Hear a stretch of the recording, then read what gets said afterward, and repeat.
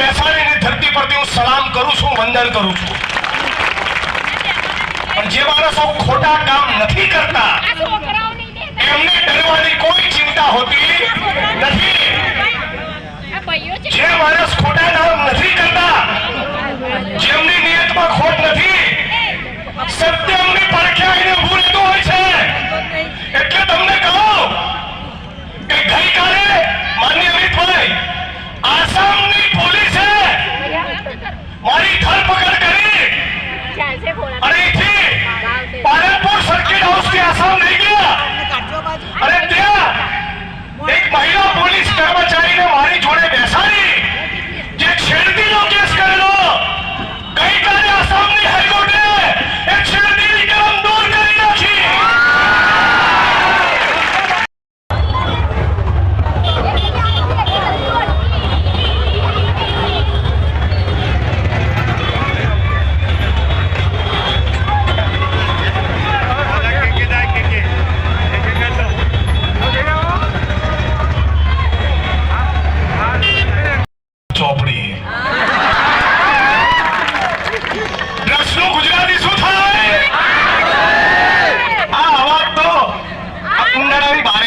છેલ્લી લાઈન સુધી અવાજ આવવો જોઈએ.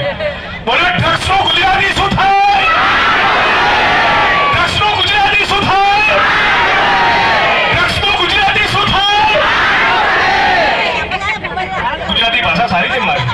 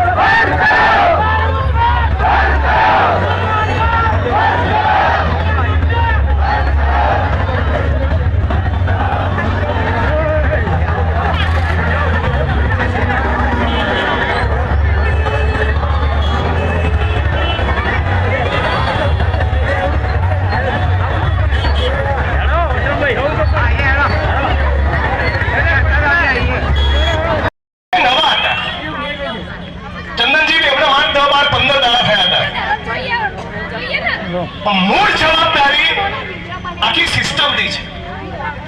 અને ત્યારે જે સ્થાનિક પોલીસ કર્મીઓ છે જે દારૂ જુગારને ડ્રગ્સમાંથી કમાતા હતા, એમને કે જો એ યુવાન કે યુવતીને ડ્રગ્સ ના મળે ને તો પોતાના ઘરમાંથી ચોરી કરતા થયા છે.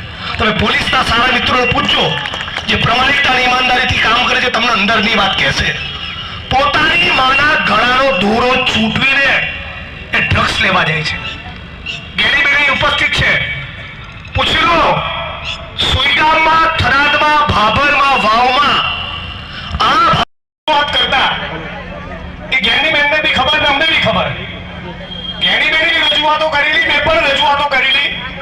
એ વિસ્તારના વડીલો, યુવાનો, બહેનો બધાની બહુ લાંબા વર્ષોની રજૂઆત બાદ પણ જ્યારે તંત્ર કામ નહોતું કરતું ત્યારે બધી બહેનોને લઈને અમે જિલ્લા પોલીસ વડાની કચેરી ત્યાં અમે લોકો પહોંચી ગયા અને આજે ગુજરાતમાં ભારતીય જનતા પાર્ટીની સરકાર એ મૂળ ચર્ચા પટ્ટાનવાળી ભાષાઓ પર કરવા માંગે છે, દારૂ અને ડ્રગ્સ ઉપર કરવા માંગતા નથી.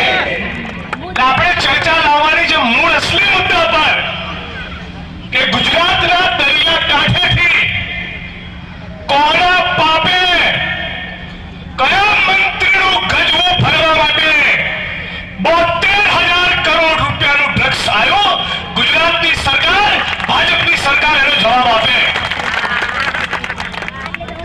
મને કોઈ કીધું કે જિગ્નેશભાઈ તમારી ભાષા ઉપર હું કોમેન્ટ કરો છો તેની પર કંઈક કહો.